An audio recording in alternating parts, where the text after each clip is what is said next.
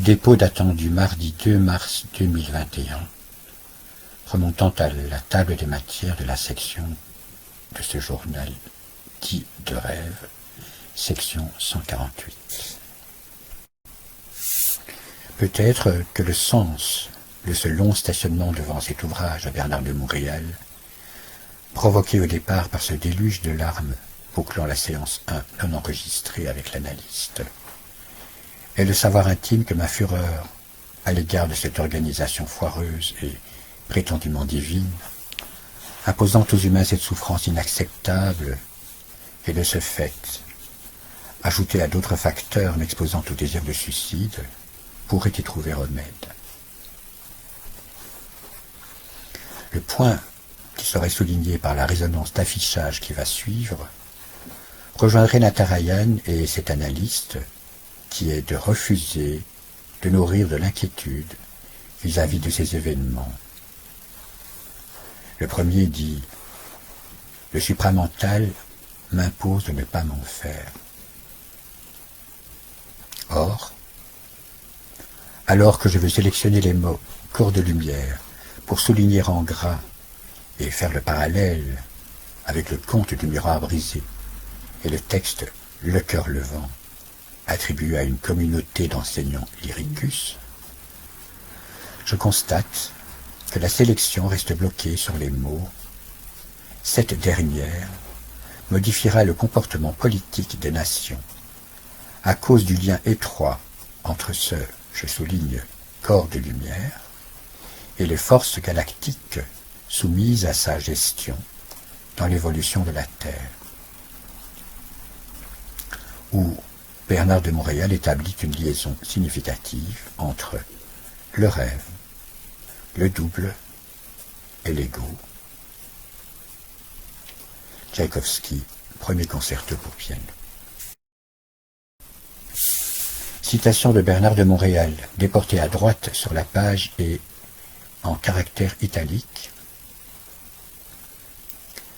L'intelligence civilisée a entraîné une grande déformation de la conscience qui a donné à l'homme l'impression d'être intelligent.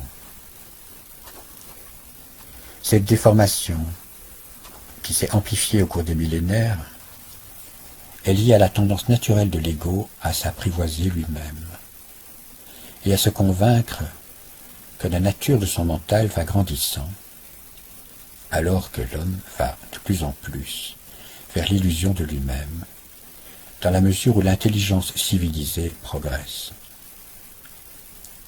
Cette déformation de la conscience est directement le produit du pouvoir de l'âme sur l'ego, et c'est ce que l'évolution détruira chez l'homme intégral. Voilà qui mettra fin à l'illusion de l'intelligence civilisée et permettra que s'établisse la fusion de l'ego avec la lumière du double, premier pas de l'homme vers l'immortalité de sa conscience. Le désir humain n'est pas réel. Il n'est que le produit d'une machination subtile contre l'homme qui utilise ses appétits pour renverser et bloquer sa lumière. Le subconscient de l'homme et l'inconscient collectif de l'humanité font partie d'une réalité unique, car l'homme est directement relié à tous les niveaux imaginables de la mémoire. Ces mémoires le retardent et lui font vivre une vie qui, loin d'être le produit de sa réalité, est celui de la réalité astrale en lui. Voilà la condition humaine. L'homme est un être dont la dimension universelle trahit son irréalité lorsqu'il est en état de sommeil, car alors le contact entre lui et le double s'établit, bien qu'il soit encore forcé de le vivre à travers le monde du rêve, où l'ego n'est pas trop perturbé par le contact astralisé entre la lumière pure du double et l'écran mental de sa conscience inférieure, servant de mécanisme de réflexion. Dans le rêve, l'homme est plus près de sa réalité, mais l'astral colore encore cette réalité à un point tel que l'être ne peut en bénéficier de façon psychique et instantanée. À travers l'analyse du rêve, il peut parvenir à relever le contour de l'information que veut lui faire connaître le double, mais la mémoire et ses formes font vite de cette expérience un canevas difficile à comprendre, sans interprétation ou décodage défectif. Libre de l'égrégore mondial, l'homme nouveau pourra rêver psychiquement. Il comprendra parfaitement ses rêves, au lieu de n'en vivre que des aspects reliés à la psychologie mentale inférieure. Le sommeil prendra de plus en plus d'importance dans la vie de l'homme, car le rêve deviendra de plus en plus conscient, ainsi que la vie éveillée.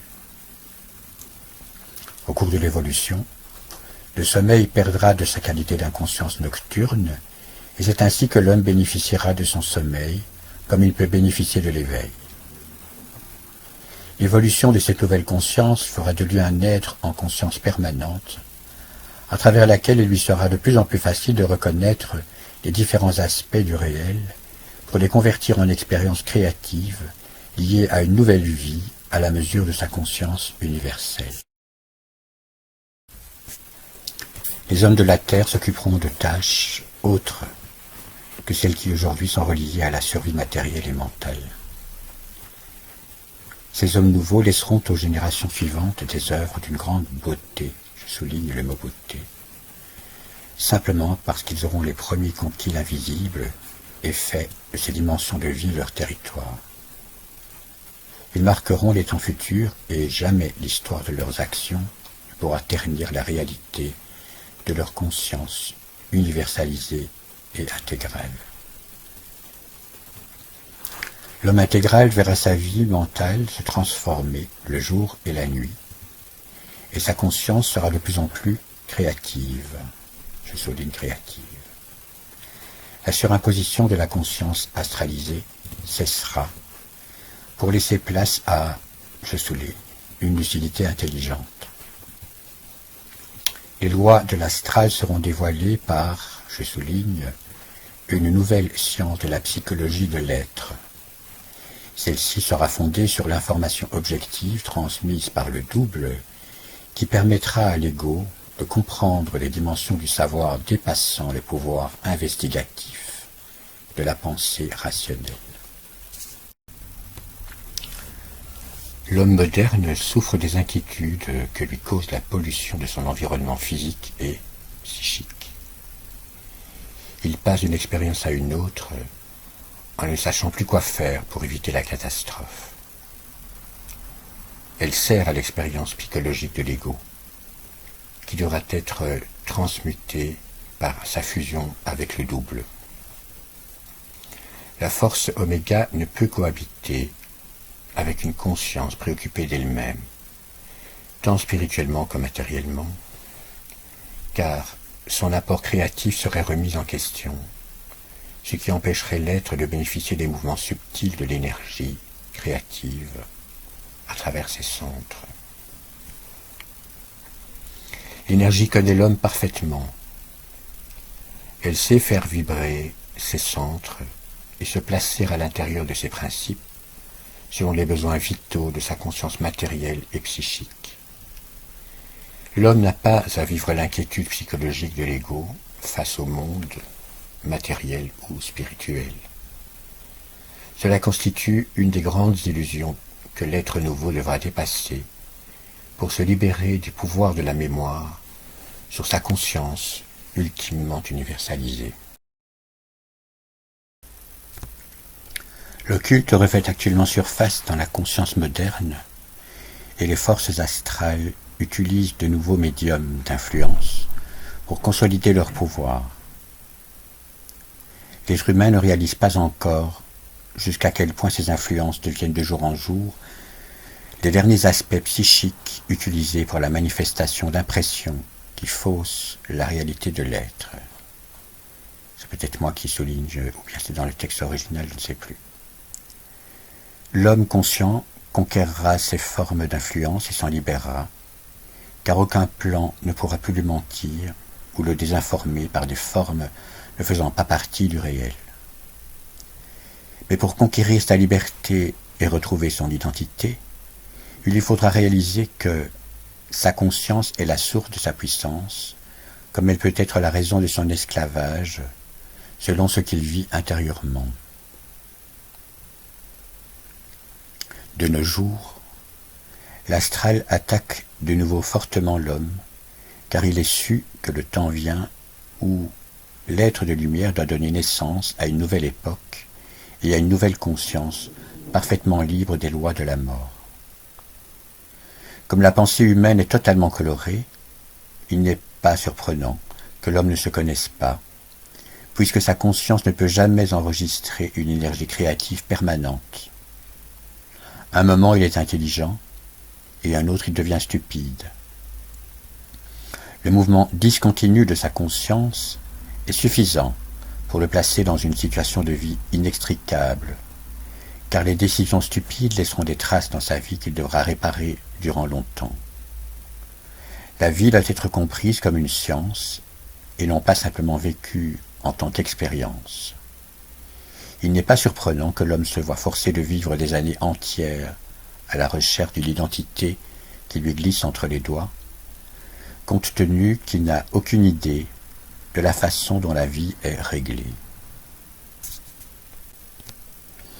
Que l'homme croit ou non à l'invisible est sans intérêt, car ce qui est demeure.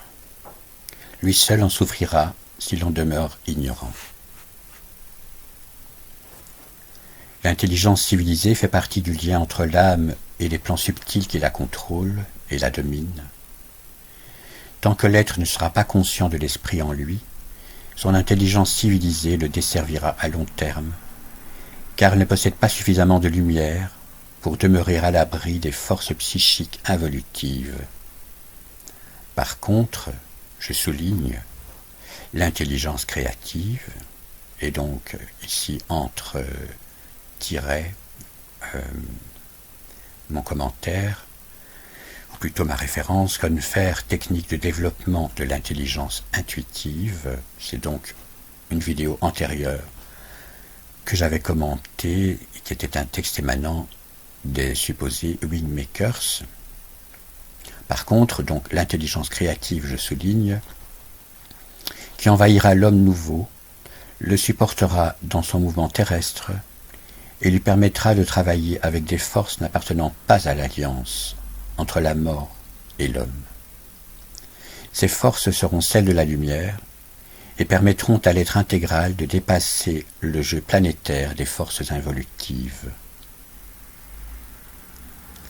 D'ici quelques années, des hommes viendront en contact direct avec des forces dont le but est d'élever la conscience planétaire, permettant ainsi à l'humain de participer activement à la confédération des planètes systémiques.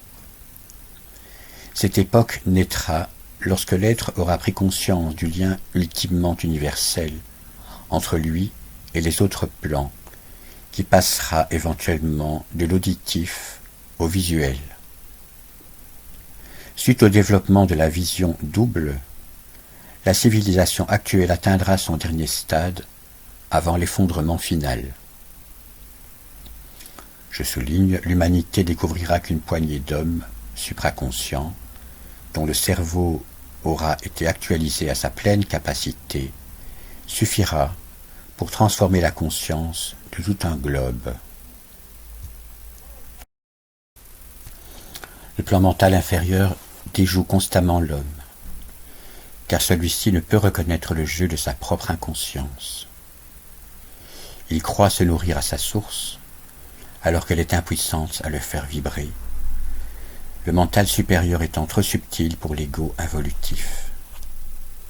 Ne le comprenant pas, il le craint donc, et demeure prisonnier des plans inférieurs de sa conscience, où son moi est impuissant à reconnaître la liberté créative de sa propre lumière. Tout ce paragraphe est souligné par moi. L'utilisation de l'émotivité négative est à la base du pouvoir de l'invisible dans la vie. C'est à travers cette émotivité que l'homme est déjoué et rendu de plus en plus impuissant face à sa propre réalité. Il n'est pas reconnu de l'homme que la conscience en fusion est l'arme universelle et infaillible j'ajoute, je souligne en majuscule, le pouvoir de la lumière à travers les couches inférieures de vie, soumises à une seule loi, celle de l'énergie créative. Les intelligences extraterrestres connaissent le pouvoir du mental sur la matière, parce qu'il fait partie de leur évolution systémique, mais ils ne connaissent pas le pouvoir de la conscience en fusion, car elle n'a jamais existé dans les systèmes avancés avant l'année 1969 de notre ère, et sa manifestation fut terrestre. L'origine de la conspiration contre l'homme sera reconnue dans l'imposition des lois karmiques sur l'évolution des âmes. La lumière descend sur Terre, non pas simplement pour des raisons d'évolution de la race humaine, mais parce que les forces de la lumière, les doubles, ont atteint une limite d'expansion dans leurs propres sphères respectives. Ils ont besoin d'un véhicule perfectionné, nouveau, pour poursuivre leur évolution. L'homme deviendra le nouveau système habité par ses forces, et c'est pourquoi il aura le pouvoir sur la matière. La fusion avec ses forces fera de cet être nouveau un système de vie à une échelle équivalente à ce qu'elles connurent dans le monde mental. L'homme est un être à plusieurs dimensions, et toutes ces dimensions peuvent être habitées par le double simultanément, de sorte que l'homme nouveau sera effectivement un être lumière, rempli de cette énergie, mais sur lequel elle n'aura aucun pouvoir de gestion, car elle aura été intégrée par l'homme lui-même. Il en sera libre tout en bénéficiant de sa puissance créative.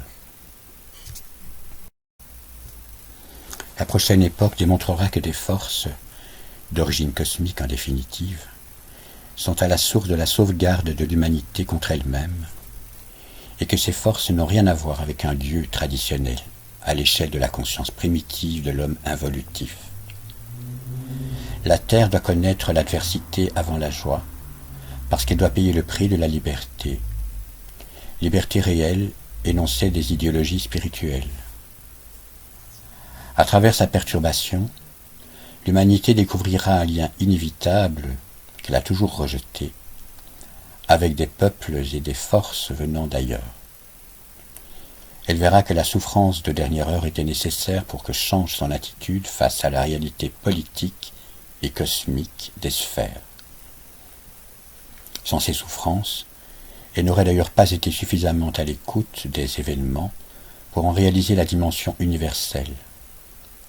Le temps vient où l'homme reconnaîtra que la Terre n'est pas une planète habitée et solitaire dans les terres infinies, mais que d'autres peuples existent et évoluent selon des lois que l'homme lui-même reconnaîtra s'il veut continuer à partager sa vie avec celle de l'univers. Le surhomme permettra à l'humanité de ne pas périr dans la phase finale de la grande terreur.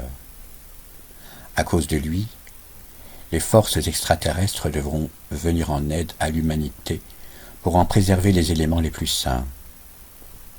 La prochaine évolution permettra d'évaluer le rôle cosmique de l'homme sur la Terre. Une nouvelle distribution des forces évolutives engendrera une forme de relation entre le pouvoir politique terrestre et celui de la régence planétaire. Cette dernière modifiera le comportement politique des nations à cause du lien étroit entre ce corps de lumière et les forces galactiques soumises à sa gestion dans l'évolution de la Terre. S'ensuit ce qui a motivé la remontée en haut de page et la reprise en table des matières comme citation, donc je ne répète pas, je continue plus bas. L'avenir démontrera que la réalité est plus grande que la fiction. L'homme ne sera plus limité à une conscience emprisonnée dans son appareil psychomatériel. Celui du surhomme sera perfectionné à la mesure de la révolution que connaîtront les affaires de la terre, à partir de plans qui furent considérés auparavant par les hommes comme faisant partie du domaine des dieux, alors qu'ils font partie de la vie cosmique en général. La conscience de l'homme est constamment en évolution, et son chaînon manquant est le surhomme, l'être intégral, dont la conscience s'amplifiera selon le mode d'évolution de l'énergie supramentale. Il sera une composante terrestre et cosmique de l'homme, et ne peut être évalué qu'en fonction du choc futur que l'humain connaîtra lors du dévoilement des dimensions cosmiques du réel interplanétaire. Le nouveau comprendra que la nature de sa pensée change en fonction de sa capacité d'en évaluer le contenu à partir du mental supérieur. Quand la pensée subjective perdra de plus en plus de sa fascination pour l'ego, la transmutation s'opérera. Là, je ne sais pas si c'est moi ou Bernard de Montréal qui a souligné, le feu cosmique commencera à nourrir le cortex involutif et à faire vibrer le cerveau éthérique, la plus grande force que l'homme peut connaître en tant qu'être vivant dans un corps matériel. Le feu cosmique n'est pas une illusion, mais peut le devenir, dans la mesure où l'homme le spiritualisera et voudra lui donner une importance philosophique. À partir du moment où il tentera de posséder psychologiquement d'une science universelle ou ses dérivés, il engendrera dans son mental un nouvel égrégore, dont la puissance sera plus grande que celle qu'aura connue l'homme de l'involution. Il fera alors naître en lui un amour humain spiritualisé pour un principe, qui n'existe que dans la mesure où l'énergie le soutient, et l'intelligence créative le canalise. Dans le cas contraire, et à cause des lois évolutives, le feu cosmique deviendra une énergie de l'âme, nécessaire à la construction des modèles de vie qui ne servent pas dans les mondes de la lumière, mais dans ces autres mondes où les entités de l'astral œuvrent afin de maintenir sur l'homme un pouvoir, bloquant ainsi son accès à l'énergie. À partir du moment où le feu cosmique descendra sur le plan matériel, la population de la Terre commencera à diminuer, jusqu'à un point où les gouvernements seront consternés. Car les forces de la lumière contrôleront le processus de la naissance sur le globe, à partir du jour où la manifestation cosmique signalera, dans tous les mondes invisibles, que la destinée du globe n'est plus dans les mains de l'astral, mais dans celle de la nouvelle manifestation de l'être mortel en fusion de conscience. L'homme nouveau saura expliquer tous les mystères de la vie.